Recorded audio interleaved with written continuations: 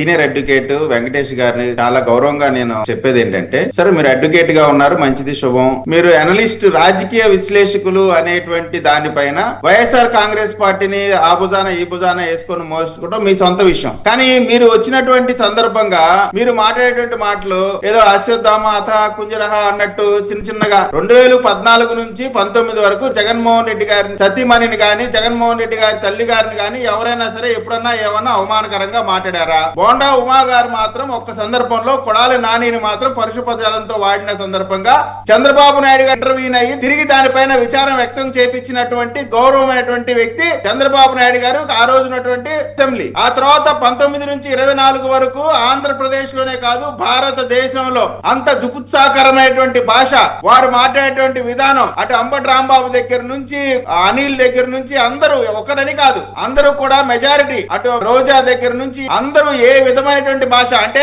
మాకు 151 సీట్లు ఉన్నాయి, ఇక మేము మమ్మల్ని ఎవడేం చేయలేడు, మాదే ఇక వైనాడు 175 అనేటువంటి ఆలోచనతో మీరు వెళ్ళేటువంటి ఫ్యాసిస్ట్ విధానాల వల్ల ప్రజలు మీకు కర్రగాల్చి వాత పెట్టి మీకు ఇచ్చేటువంటి అవకాశం, కనీసం ప్రతిపక్ష హోదా కూడా ఇవ్వనటువంటి అంశం ప్రజలు ఇచ్చేటువంటి తీర్పు. నేను ఒకటి వెంకటేష్ గారిని గౌరవంగా అడుగుతా ఉన్నానండి. మీరు అడ్వకేట్ గా ఉన్నారు, కోర్టులో ఒక కేసు ఫైల్ చేస్తారు, జడ్జి గారు నాకు అనుకూలంగా తీర్పు ఇవ్వరు అని మీరు ఊహించుకొని మీరు క్లయింట్ తరఫున ఏ ఒక్క ఆర్గ్యుమెంట్ చెప్పకుండా పిటిషన్ మాత్రమే వేసి వదిలేస్తే ఏం జరిగింది? అంటే జడ్జి గారు ఏ జడ్జిమెంట్ ఇవ్వాలో కూడా మీరే డిసైడ్ చేసి మీకు అనుకూలంగా ఇస్తేనే జడ్జిమెంట్ మీరు కోర్టులో వాదిస్తానంటే మిమ్మల్ని ఏమంటారు అసలు ముందు బేసిక్ గా?